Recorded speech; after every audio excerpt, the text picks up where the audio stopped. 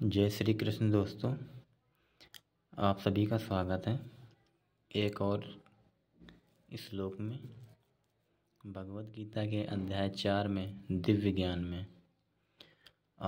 आज हम लोग बात करेंगे कि धर्म क्या है, अधर्म क्या है।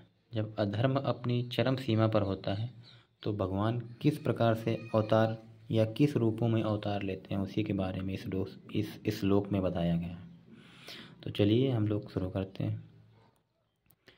हे भरतवंशी, जब भी और जहाँ भी धर्म का पतन होता है और अधर्म की प्रधानता होने लगती है, तब तब मैं अवतार लेता हूँ। इन लाइनों का तात्पर्य, इस श्लोक का तात्पर्य ये है कि यहाँ पर सृजामि शब्द महत्वपूर्ण है।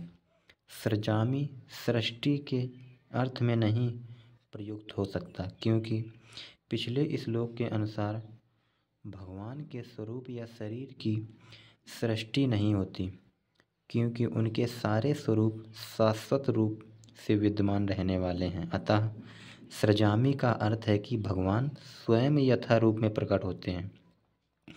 यद्यपि भगवान कार्य क्रमानुसार अर्थात ब्रह्मा के एक दिन में 7वें मनु के 28वें युग में द्वापर के अंत में प्रकट होते हैं, किंतु वे इस नियम का पालन करने के लिए बाध्य नहीं हैं, क्योंकि वे स्वेच्छा से कर्म करने के लिए स्वतंत्र हैं।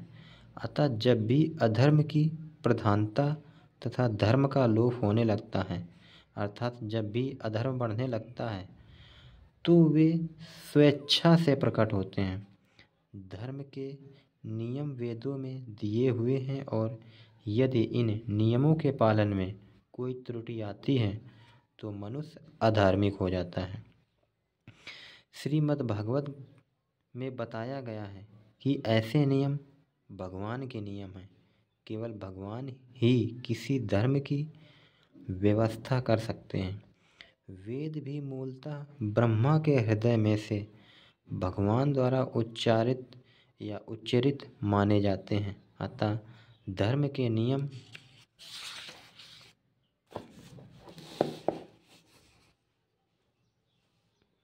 भगवान के प्रत्यक्ष आदेश हैं।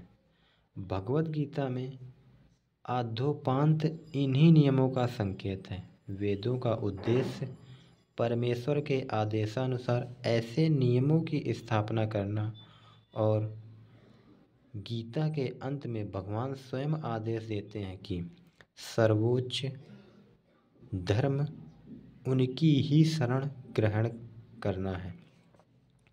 वैदिक नियम जीव को पूर्ण शरणागति की ओर अग्रसर कराने वाले हैं, और जब भी असुरों द्वारा इन नियमों में व्यवधान आता है तभी भगवान प्रकट होते हैं। अर्थात जब भी असुर लोग ज़्यादा उद्दंड करते हैं तभी भगवान प्रकट होते हैं।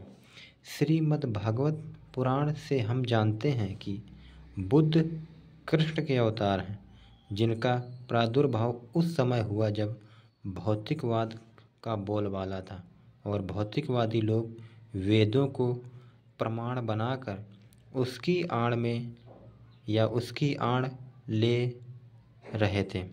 यद्यपि वेदों में विशिष्ट कार्यों के लिए पशु बलि के विषय में कुछ सीमित विधान थे, किंतु आसुरी वृत्ति वाले लोग वैदिक नियमों का संदर्भ दिए बिना पशु बलि को अपनाए हुए थे। भगवान बुद्ध इस अनाचार को रोकने तथा अहिंसा के वैदिक नियमों की स्थापना करने के लिए अवतरित हुए। अतः भगवान के प्रत्येक अवतार का विशेष उद्देश्य होता है और इन सब का वर्णन शास्त्रों में हुआ है। यह तत्व नहीं है कि केवल भारत की धरती में भगवान अवतरित होते हैं। वे कहीं भी और किसी भी काल में इच्छा होने पर प्रकट हो सकते हैं। वे प्रत्येक अवतार लेने पर धर्म के विषय में उतना ही कहते हैं जितना कि उस परिस्थिति में जन समुदाय विशेष समझ सकता है, लेकिन उद्देश्य एक ही रहता है, लोगों को ईश भावना भावित करना तथा धार्मिक नियमों के प्रति आज्ञाकारी बनाना। कभी वे स्वयं प्रकट होते हैं तो कभी अपने प्रामाणिक प्रतिनिधि को अपने पुत्र या दास के रूप में भेजते हैं या वेश बदलकर स्वयं ही प्रकट होते हैं।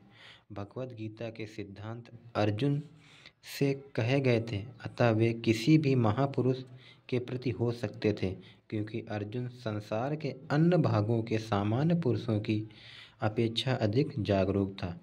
2 और 2 मिलाकर 4 होते हैं। यह गणितीय नियम प्राथमिक कक्षा के विद्यार्थियों के लिए उतना ही सत्य है जितना कि उच्च कक्षा के विद्यार्थियों के लिए। तो भी गणित उच्चतर तथा निम्न स्तर का होता है, अतः भगवान प्रत्येक अवतार में एक जैसे सिद्धांतों की शिक्षा देते हैं जो परिस्थितियों के अनुसार उच्च या निम्न प्रतीत होते हैं। जैसा कि आगे बताया जाएगा, धर्म के उच्चतर सिद्धांत चारों वर्णाश्रमों को स्वीकार करने से प्रारंभ होते हैं। अवतारों का एकमात्र उद्देश्य सर्वत्र कृष्ण भावनामृत को उद्बोधित करना है। परिस्थिति के अनुसार यह भावनामृत प्रकट तथा अप्रकट होता है।